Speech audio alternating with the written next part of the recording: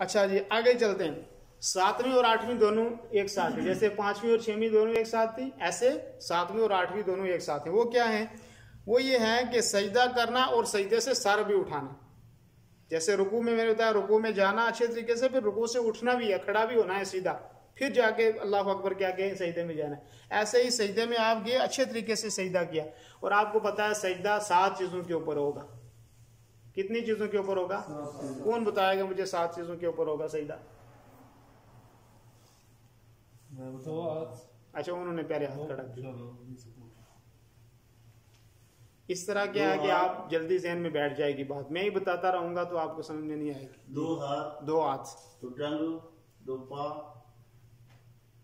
कितना हो गया? दोनों 7 हो गए। सही बात है। क्या कहा इन्होंने? 2 पाँव, 2 घुटने, 2 हाथ, कितना हो गया? 6। और पेशानी और नाक मिला के दोनों एक होगा। समझ में आ रही है बात? अगर कोई आदमी सजदे की हालत में उसने क्या किया कि टांगे, वो ये या पाँव के जो अतराफ हैं, उंगलियां हैं जिसको आप कहते हैं, ये नीचे रखी नहीं जमीन पे, तो नमाज हो जाएगी? 7 आज़ा के ऊपर सजदा करना जरूरी है, 7 आज़ा जमीन के ऊपर लगने चाहिए।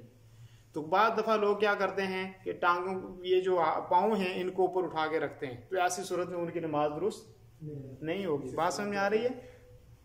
तो एक तो सजदा करना है, सजदे के अंदर पढ़ना क्या है, जैसे वो भी मैंने नहीं बताया। अभी रुकू में पढ़ना क्या है वो नहीं बताया है, मैं अभी फराइज की बात कर रहा हूँ, जरूरी जो चीजें वो आपको बता रहा हूँ, जिसकी वजह से नमाज नहीं होगी, अभी वो चीजें चल रही हैं। बाकी बाद में आगे वाली दूसरी चीजें बाद में आएंगी। तो एक तो सजदा करना है, अच्छे तरीके से सजदा करना है। अल्लाह के नबी सल्लल्लाहु अलैहि वसल्लम की हदीस है, फरमाया सुम मस्जुद हत्ता तत्मइन्न साजिदा, कि इस तरीके से सजदा कर और फिर सजदा इत्मीनान के साथ कर, अच्छे तरीके से सजदा करना है।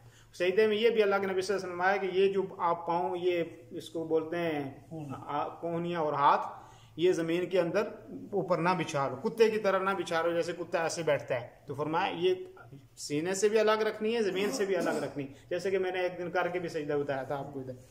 अच्छा, दूसरी जो 8वीं चीज है वो ये है कि सुमरफा हत्ता तत्मइन्न जालिसा, कि फिर आपने सजदे से उठना है और उठ के ताकि आप अच्छे तरीके से बैठ जाएं, फिर उसके बाद आपने क्या करना है?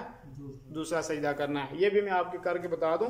ऐसे आपने सजदा किया, ये सजदा हो गया, फिर अल्लाह अकबर किया, फिर आपने थोड़ी देर ऐसे बैठना है।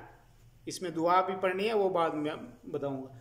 तो फिर आपने दूसरा सजदा करना। अगर आपने एक सजदा किया ऐसे, फिर उधर से दूसरा सजदा कर लिया, नमाज होगी? नहीं होगी। अल्लाह के नबी सल्लल्लाहु अलैहि वसल्लम मस्जिद नबवी में बैठे हुए थे, एक सहाबी आए, उन्होंने नमाज पढ़ी, नमाज पढ़ के आगे नबी सल्लल्लाहु अलैहि वसल्लम को सलाम किया, अस्सलाम वालेकुम। अल्लाह के नबी ने फरमाया जाओ नमाज पढ़ो, इन कलम तुसल्ली, आपने नमाज नहीं पढ़ी।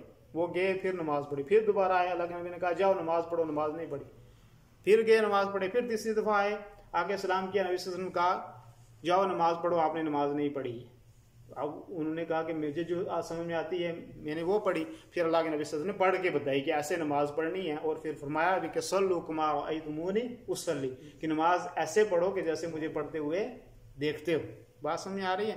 तो इसलिए ज़रूरी है कि आदमी जैसे तरीका हदीस में बताया गया है वैसे ही नमाज पढ़े, जल्दी जल्दी नमाज ना पढ़े। और अगर जल्दी जल्दी नमाज पढ़ोगे तो नमाज नहीं होगी। ठीक है?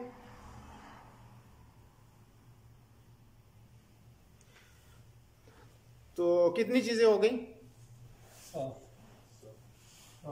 8। कितनी चीजें हो गई? 8 हो गई जी।